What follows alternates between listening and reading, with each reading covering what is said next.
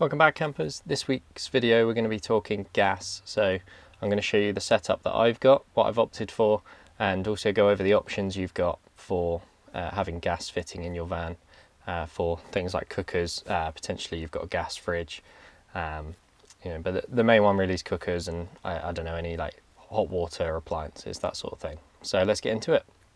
So when it comes to gas, really you've got two options. You've got either a standard gas bottle, or you can have an underslung gas tank. Now, underslung gas tanks are for LPG, so it's liquid propane gas, and you have to get those filled at LPG filling stations. Now, the downside of this is that the LPG filling stations seem to be getting less and less, so the availability of them is becoming far sparser. Now, with bottles, obviously bottles are readily available, but they are generally much more expensive. So this is kind of something you want to weigh up yourselves. Now, when it comes to bottles, you pay a higher fee for the bottle, and then you pay a refill fee for the gas that goes inside. Typically, this is more expensive than it would be if you went and filled up with LPG from an LPG station.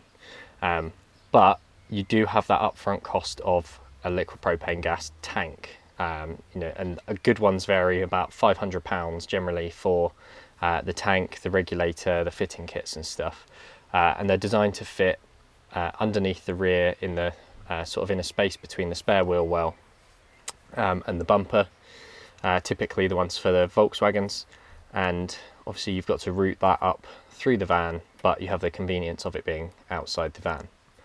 Or you go for the other option, which is the option I've gone for, which is having a gas bottle inside the van. Now, the rules and regulations sort of vary quite a lot when it comes to having gas bottles in the van. Now, officially, if you're doing the van and having gas for your own personal use, there's no regulations about how the gas should be stored.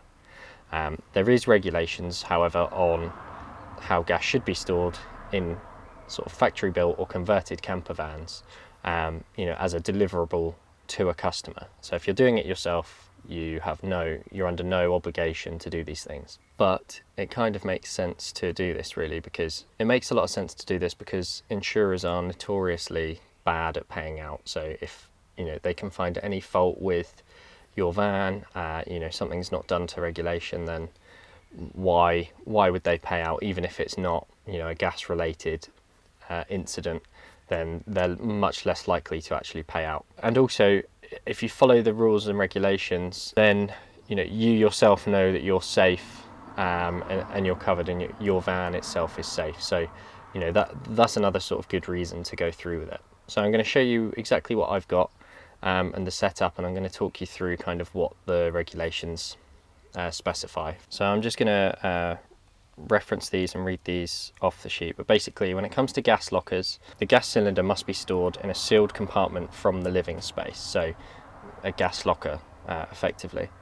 You're only allowed 2 cylinders with a capacity of 16 kilograms. That's neither here nor there, really. That's quite a lot of gas for a camper van. The compartment must have a 50mm upstand at a low level, so between the floor effectively where the cylinder sits, and then the door or access compartment. And the reason for that is that LPG or gas, generally butane and propane, are much heavier than air, so they will always fall down. They'll always fall downwards and basically pool, and then you'll have a drop vent, so that goes out. The cylinder can't obscure any valves or vents. The location must not be within 250 millimeters of an exhaust. No joints or conduits going through the compartment. Basically, the compartment has to be sealed. It's a bit of a misnomer that the compartment has to be metal. That's not necessarily true. The regulations just state that it has to be a sealed compartment. And if you look at like a genuine California, then their compartment's actually fully plastic. So if you wanted to make your own gas locker, then you absolutely can. All you need to do is just make sure that locker is sealed, otherwise it defeats the purpose. So if you want to make it out of wood, that's fine.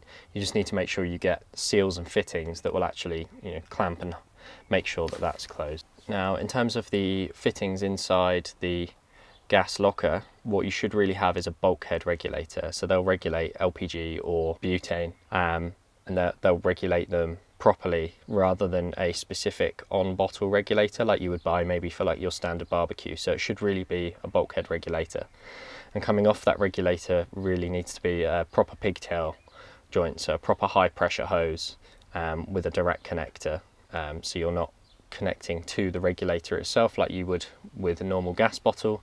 You're connecting to a pigtail hose which then connects to the regulator, the bulkhead regulator itself. And any pipe work coming out obviously needs to be sealed, so you need to make sure that that's sealed, and all the fittings are sealed. Once it comes outside of the gas locker, it should really be solid pipe. So typically 8mm copper pipe will come out of your gas locker, and then you need to route that around, preferably with as few fittings and connections as you can get away with, and then any T-pieces so that you can go, to your cooker or to something else. So all appliances must be connected to rigid pipe work. So as I said, no sort of rubber fittings. You'll go directly from the steel fitting on your cooker onto the copper pipe, and essentially you should just have a valve, a cut-off valve that you can access to disconnect the gas, so the gas bottle or the gas line, completely from any appliances. So anything that's obviously coming off that pipe. So if you go for like a camping gas bottle, then that will have an adapter that you can just completely close off the gas flow from it, and then that again makes it safe. And you should really have a carbon monoxide sensor, obviously, to make sure that no gas is leaking out. Also, you have to have well ventilated areas, so it's highly recommended, like I've got this opening window over here, or you should really have a door open if you're using any of your appliances, but generally a well ventilated area is obviously very subjective, but typically a locked or closed van is not going to cover that. So going back to the compartment as well, needs to be stored in the compartment. You also have to have the cylinder fixed inside the compartment with a strap, basically. So, and that strap needs to be undoable without the use of tools. So a typical friction strap like you have on a backpack is absolutely fine. So now we've covered all that, I'm going to show you the gas locker. I'm going to show you how I fit it and everything I've done there.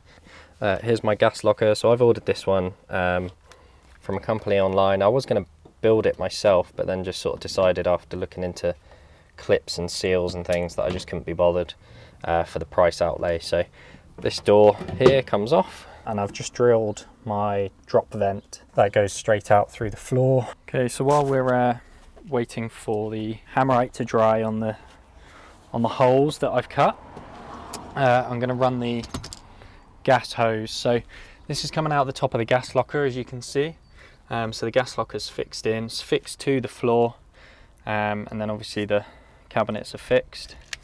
What I've done here, I've just put the first bit of the hose, so I've got, I think it's about 2 meters worth of copper pipe, and then that's just gone through, and that's actually now sitting at the base of the regulator, so now I can start making my bends. Okay, so we're bending copper pipe, so naturally we're going to want some tools. I've got a pipe cutter here.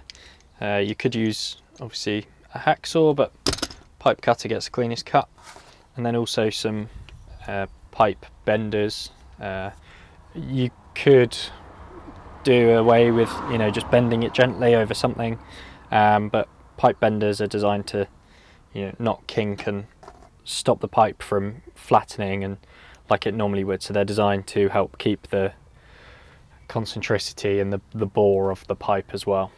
So I'm just going to mark here on the actual copper itself. I know you can barely see it, but basically just to say when I pull it out, that's where we can start bending it. So I'm going to come up here, I'm going to bend it, I'm going to come across, and then I'm going to bend again and come up basically.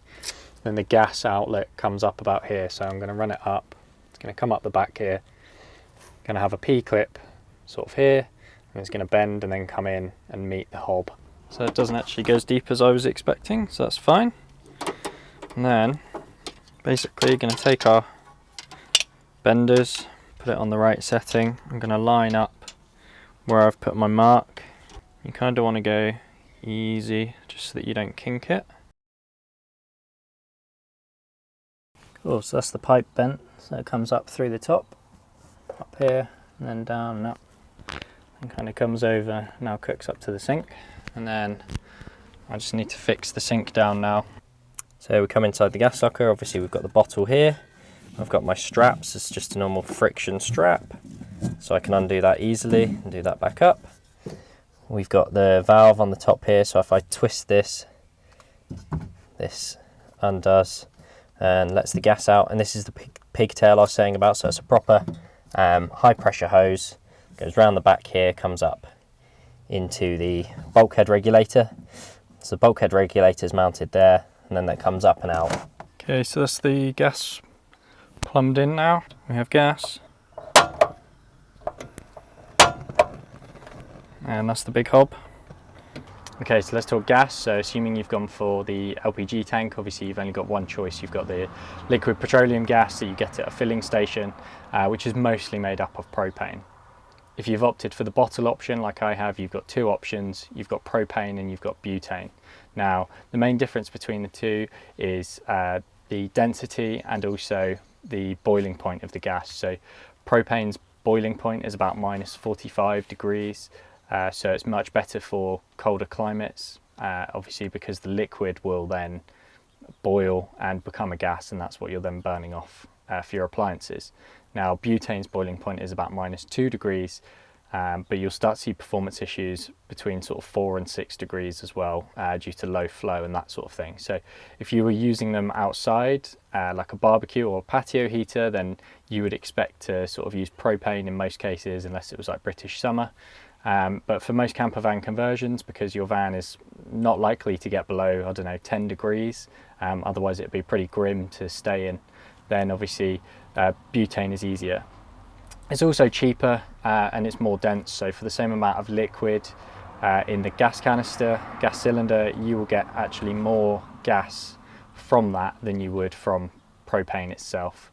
And butane actually burns slightly more efficiently, so there's around a 12% increase over propane than you would get. So butane is generally the choice for most camper van conversions, unless you're planning on using it sort of in much colder climates than you would here in the UK. The other benefit to butane is that it comes available in camping gas. So camping gas is a French brand, in the same way that we have sort of flow gas and Cala gas here in the UK. Camping gas make these butane cylinders, and they're much smaller than sort of regular cylinders that you would get. So the normal sort of 4.5 kilo butane cylinders that you would get from camping gas or flow gas or some other supplier. These camping gas bottles are much smaller, again because butane, the boiling point is lower, so the pressure's lower and they don't need to be pressurized as much. But the benefit is these bottles are much smaller, so they're much easier to fit in your camper van, and they're much more convenient. The downside is that they know exactly who their market is, that they're competing for this camper van and camping market where the size is obviously of benefit, and having a smaller cylinder is much more beneficial, so they are much more expensive. Kind of at time of recording, to buy a brand new bottle, it's about £90. That includes your purchase of the bottle, but also the refill of the gas. Now, the refill of the gas, once you've bought the bottle, which is included in that price, is about £45 currently. So it's quite expensive, whereas the sort of comparative low volume in, say, Cala gas is about £25. So there's quite a price increase there. So these are just some things to think about when you're choosing which gas you want for your van. But again, the most common choice is for that camping gas 907 or 904 bottle, just because of the convenience. But if you were looking to move to something else, then obviously, if cost was a concern, then you would maybe move to something else. Once again, I hope you found this gas video useful. If you did, please like and subscribe, drop any comments down below, and I'll see you in the next one. Cheers.